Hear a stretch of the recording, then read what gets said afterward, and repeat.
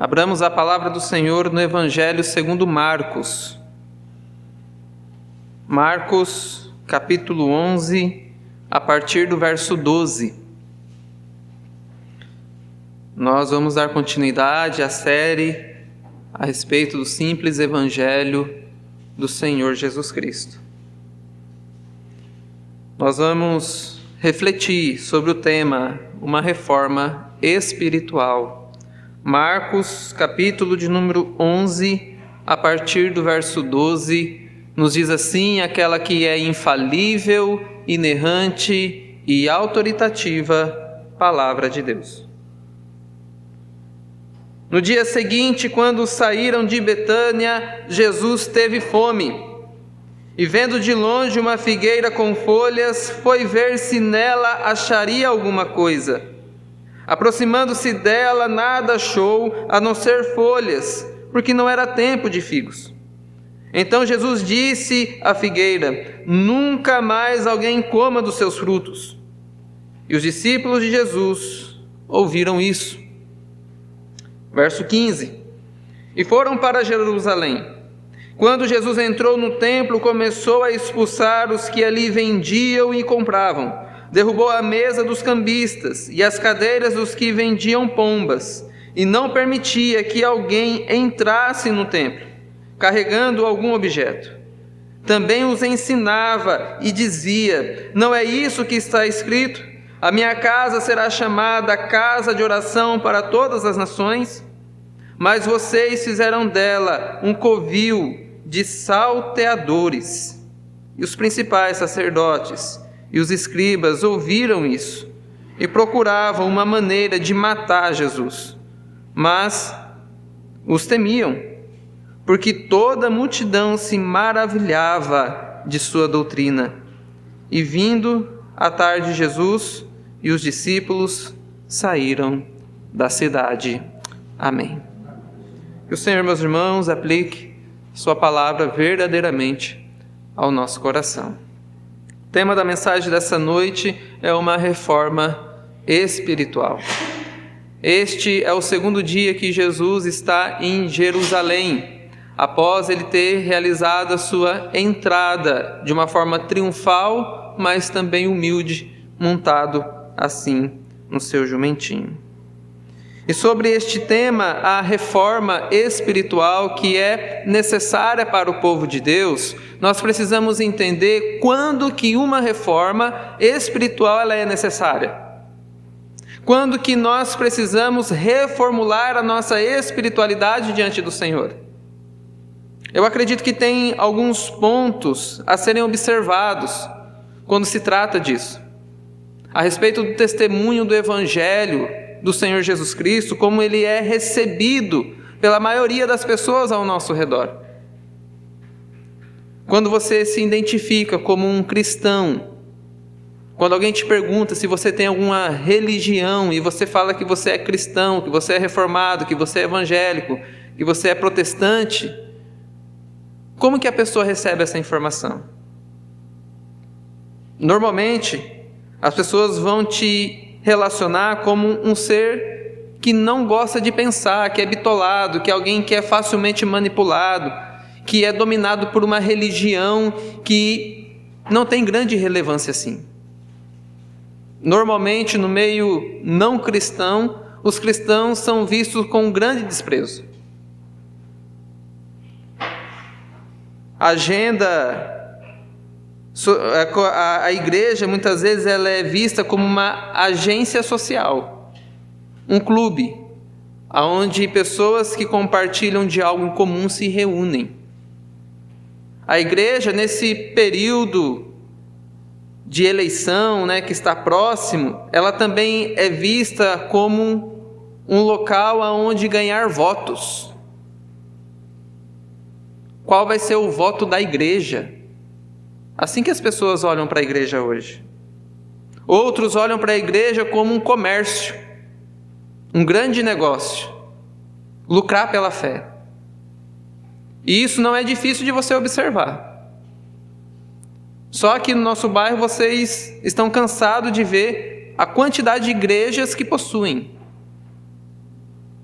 Esperamos no Senhor que muitas delas sejam igrejas verdadeiras, mas sabemos que nem todas são, e que muitas estão visando realmente lucro e interesse pessoal exclusivamente.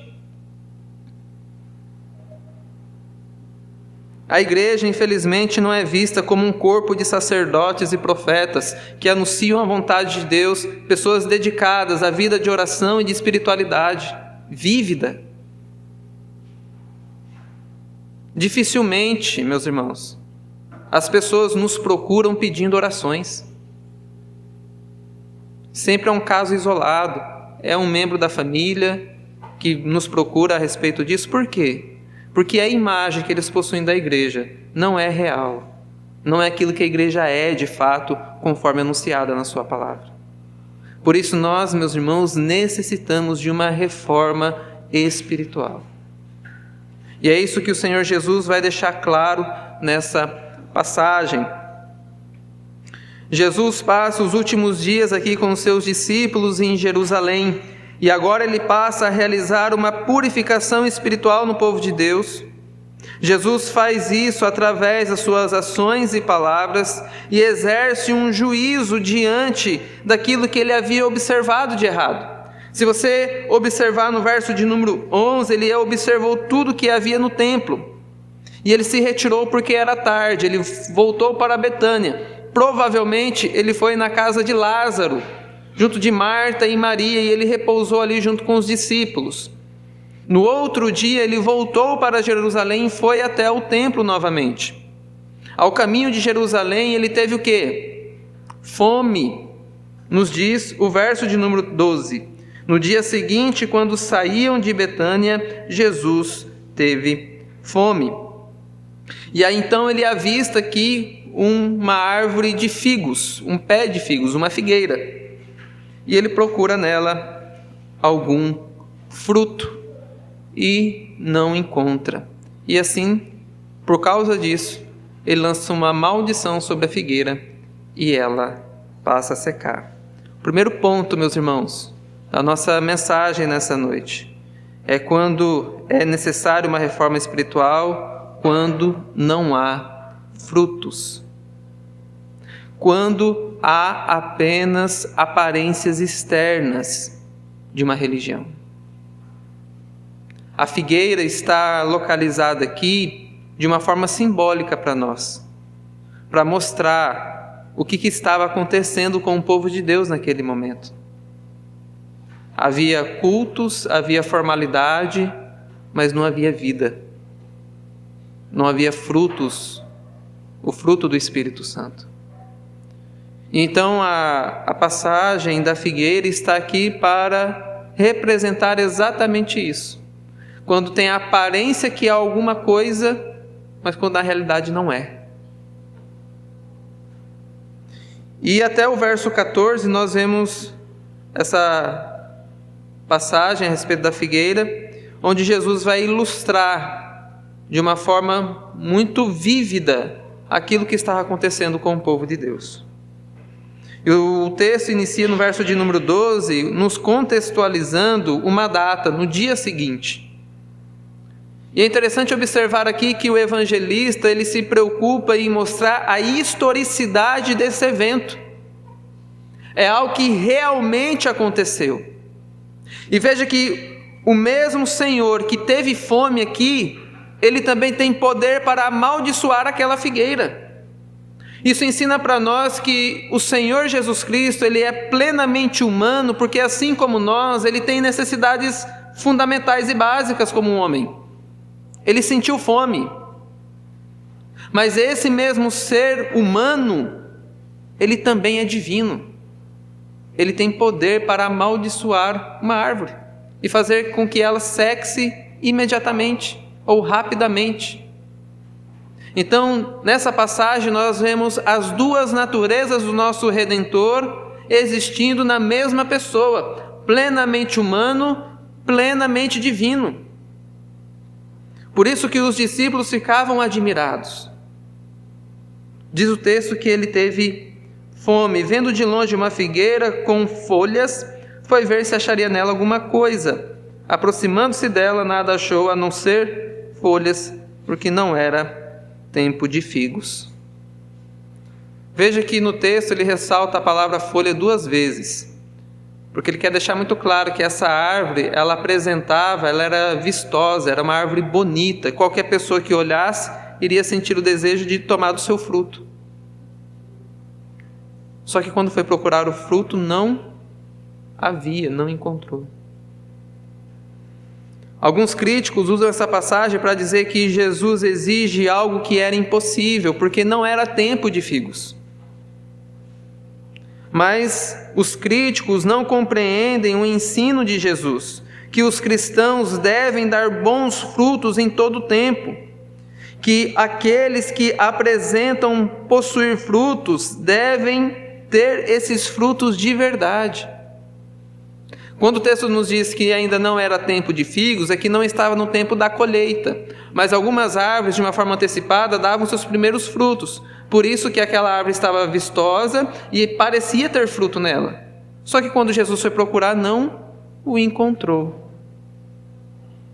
O que ele está representando e simbolizando aqui, meus irmãos, são aquelas pessoas que ela tem a aparência de piedade.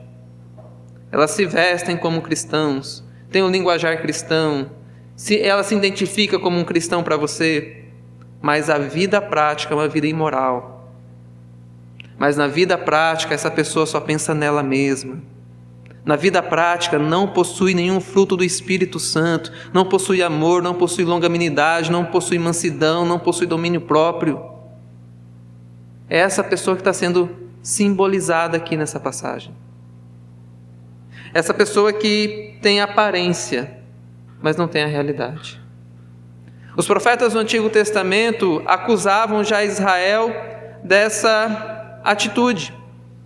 Se os irmãos lerem o livro do profeta Malaquias, os irmãos vão entender que o culto estava acontecendo. As ofertas e os sacrifícios estavam sendo realizados como o Senhor requer, mas eles esqueceram a misericórdia. A casa dos profetas, dos sacerdotes estavam sendo abandonadas. Eles estavam negligenciando naquele período as ofertas dedicadas ao Senhor, os dízimos das ofertas, o que é um texto tão conhecido pela gente. Mas o contexto geral é que eles estavam tendo uma aparência de religiosidade, de piedade, de vida cristã, de amor a Deus, mas na prática negavam isso. Isso já foi denunciado nos profetas do Antigo Testamento. Então o Senhor Jesus, ele usa essa passagem aqui para poder ilustrar aos discípulos a necessidade de uma reforma em seus corações, na sua vida espiritual de comunhão. Posteriormente a gente vai ouvir o Senhor dizendo que a minha casa será chamada casa de oração. Então, quando é necessário uma reforma espiritual, meus irmãos? Quando não há o fruto evidente do Espírito Santo na nossa vida. Quando há apenas formalidade. Quando há apenas aparências. É porque realmente necessitamos de uma forma profunda no nosso coração.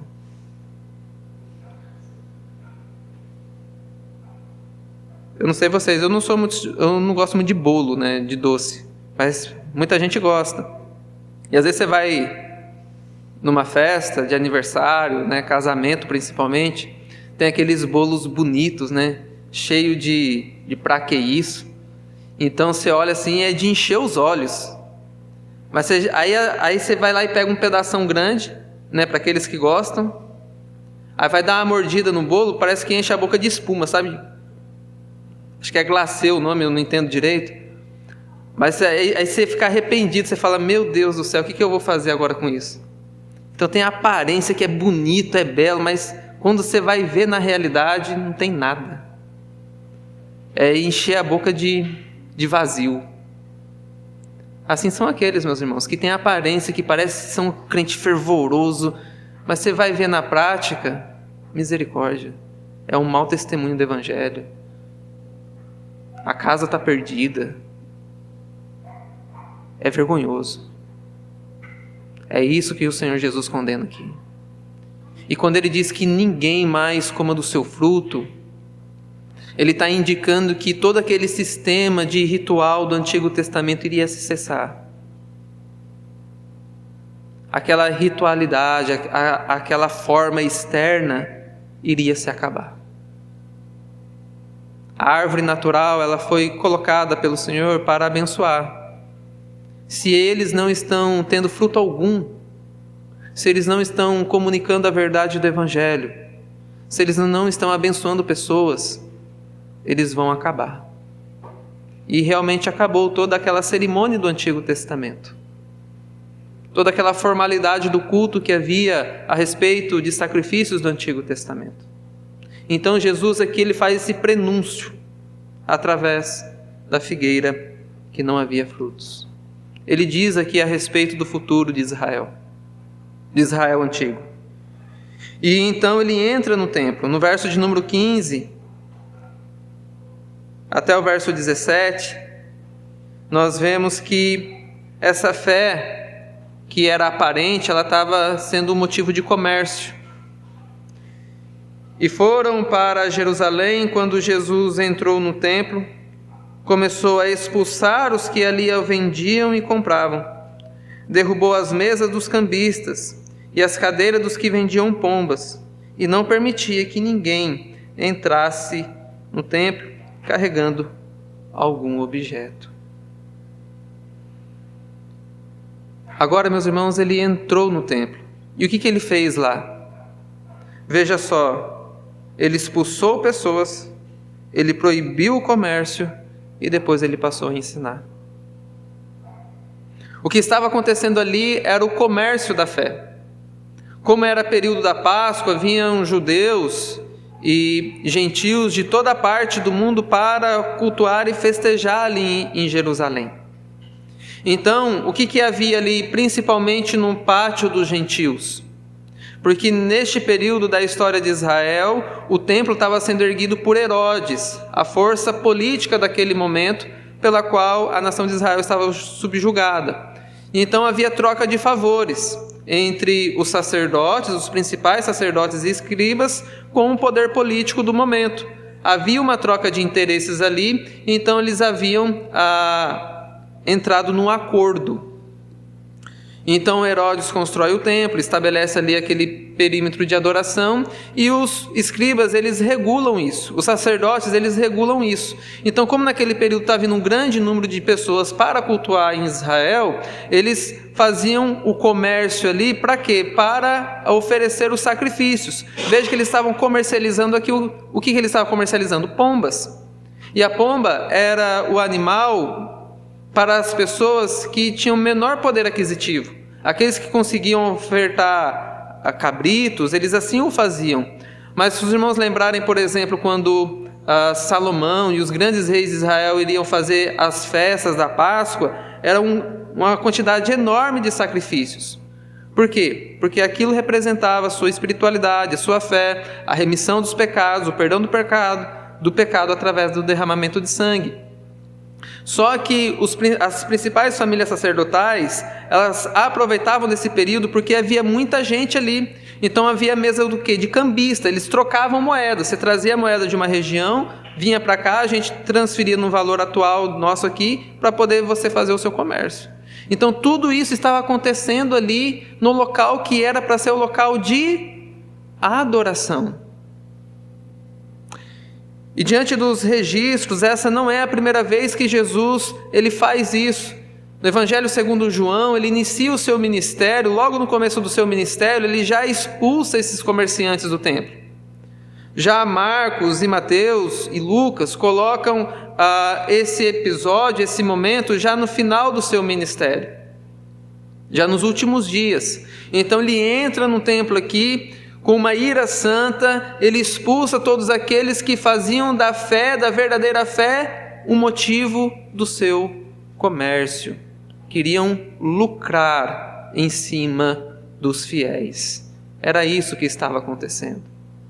Principalmente sobre aqueles que eram estrangeiros, os gentios, que não pertenciam à nação de Israel etnicamente. Então, Jesus aqui, ele expulsa aqueles que não adoram ao Senhor conforme Ele requer. E é muito interessante, meus irmãos, porque as pessoas muitas vezes têm um entendimento equivocado a respeito de Jesus. Dizendo que Jesus, Ele recebia pecadores, Ele comia com pecadores.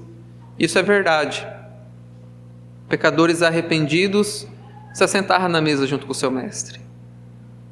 Mas aqui nós vemos uma face da ira de Deus também revelada em Cristo.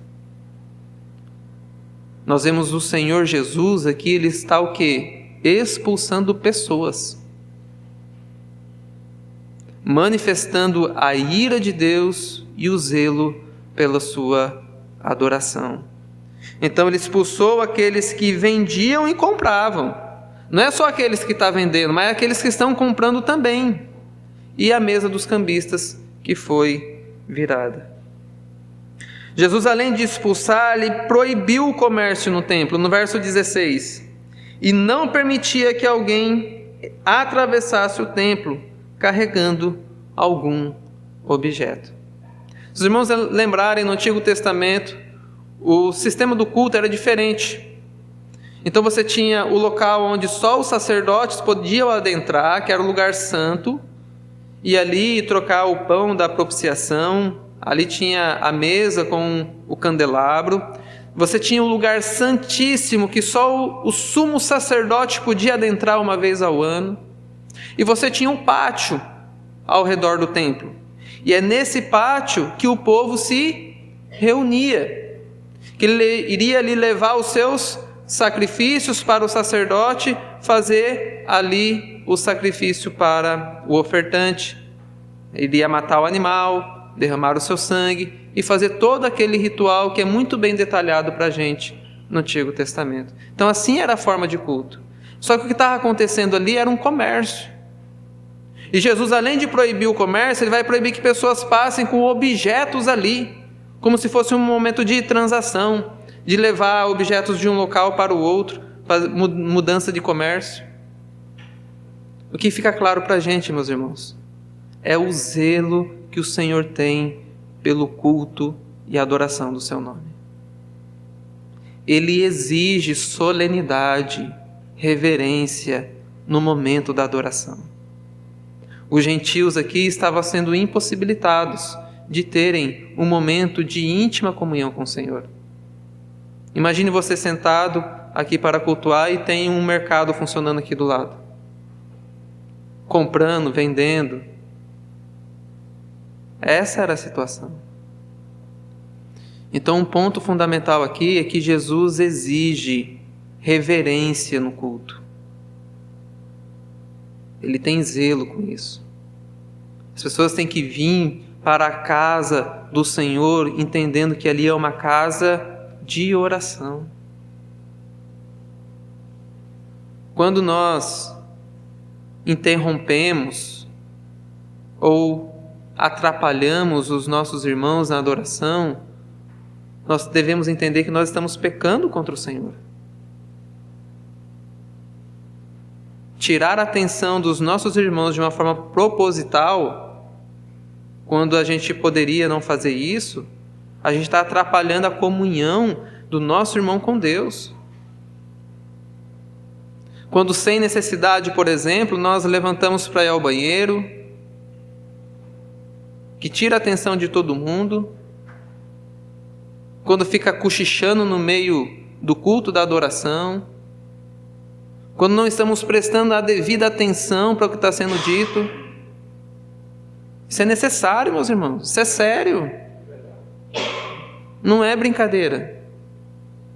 Eu desafio você a entrar numa igreja hoje, abrir a sua Bíblia e ler tranquilamente. Eu desafio.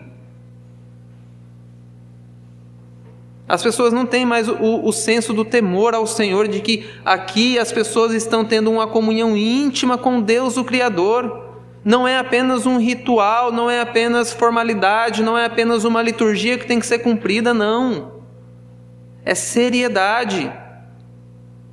O outro ponto crítico também que Jesus condena veementemente é aqueles que fazem do púlpito, do local da adoração, do culto ao Senhor, local de comércio,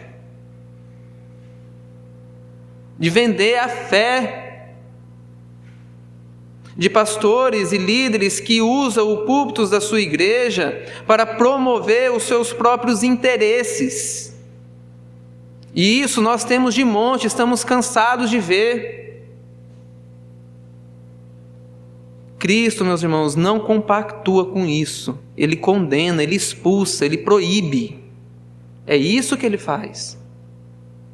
E o que nós precisamos entender, meus irmãos, é a seriedade do que nós fazemos enquanto cultuamos.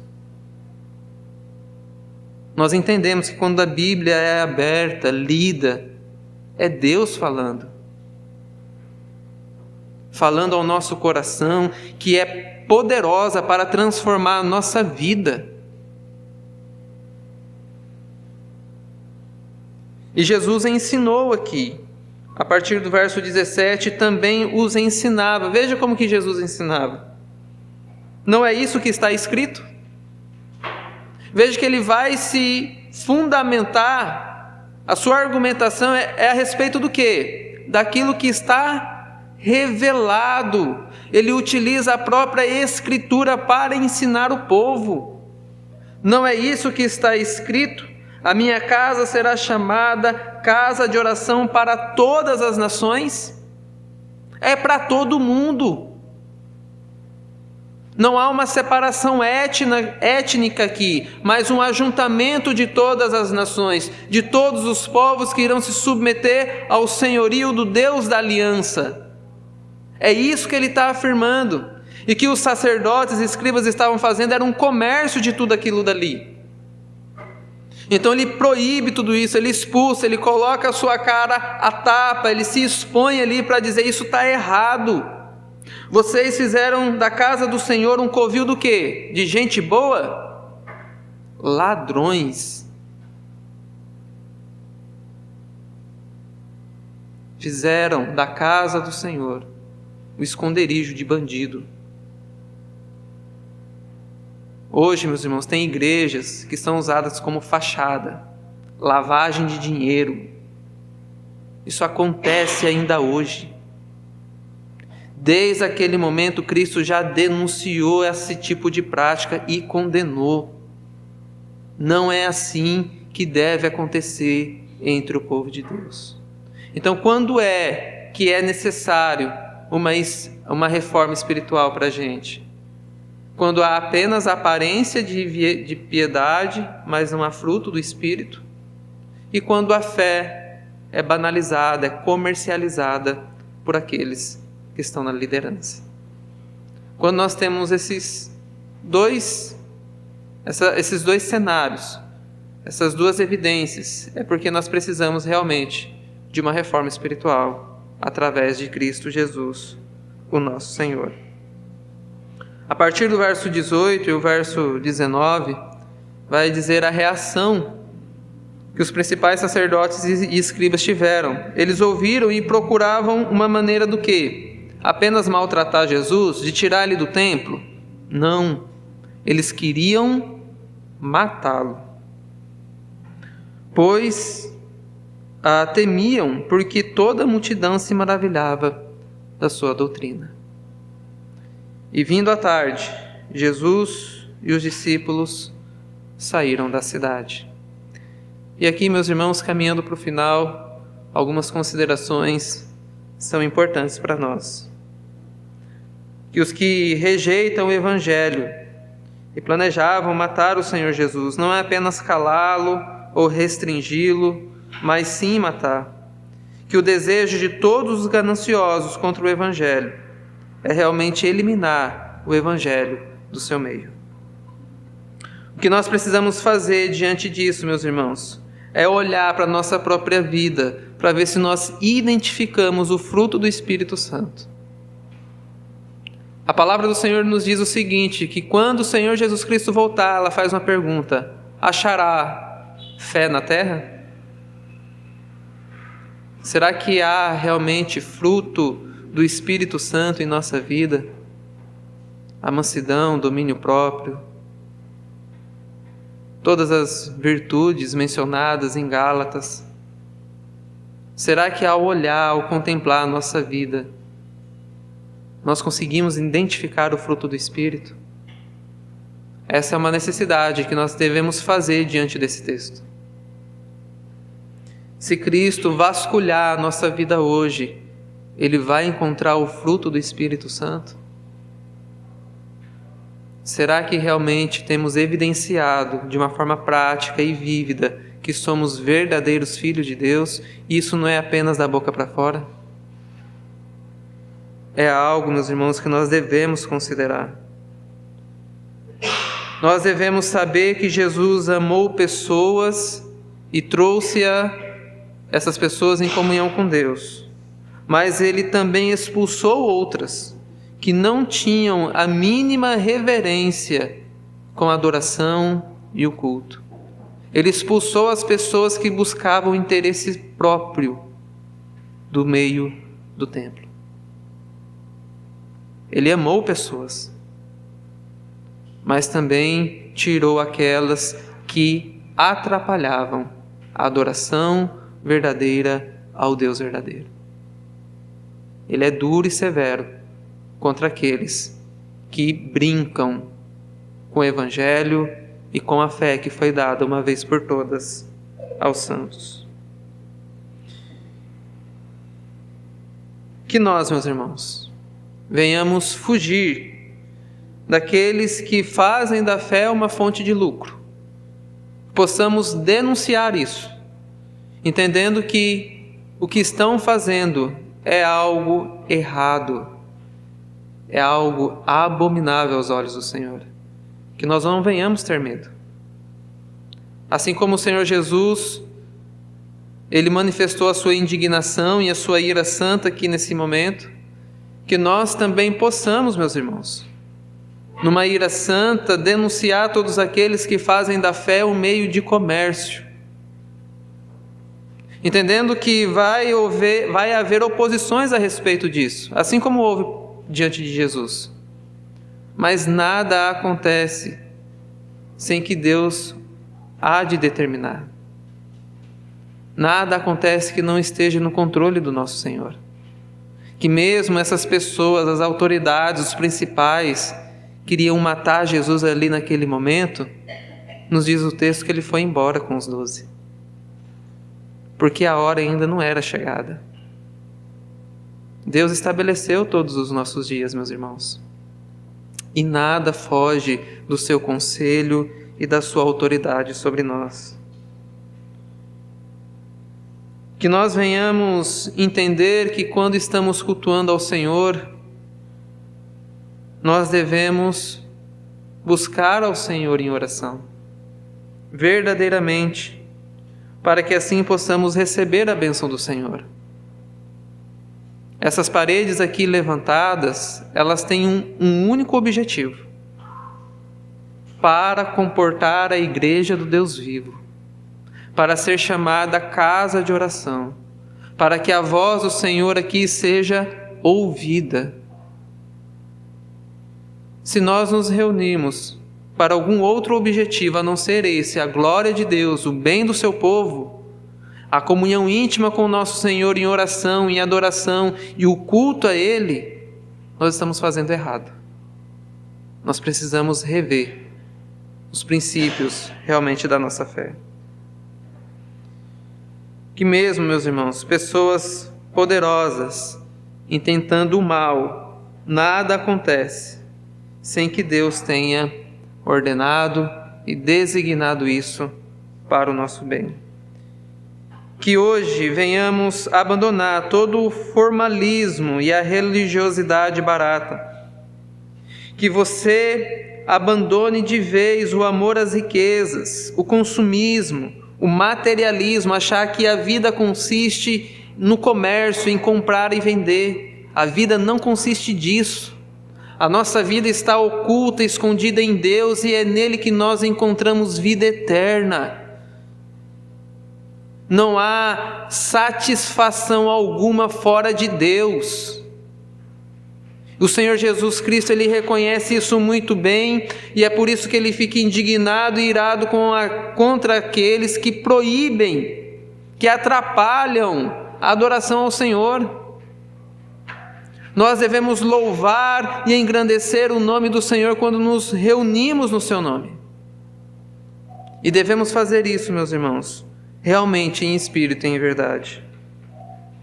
Que nós venhamos nos voltar ao Senhor em oração. E não fazer como os principais sacerdotes e escribas que rejeitaram o Evangelho, que pelo contrário, nós venhamos amar ao Senhor com todo o nosso coração. Que nós sejamos caracterizados por uma vida de piedade não apenas externa, não por aparência, mas de uma forma real, interna em nosso coração. Que nós não venhamos orar somente quando estamos aqui na casa do Senhor, mas que a vida de oração seja uma constância na nossa vida ordinária e comum.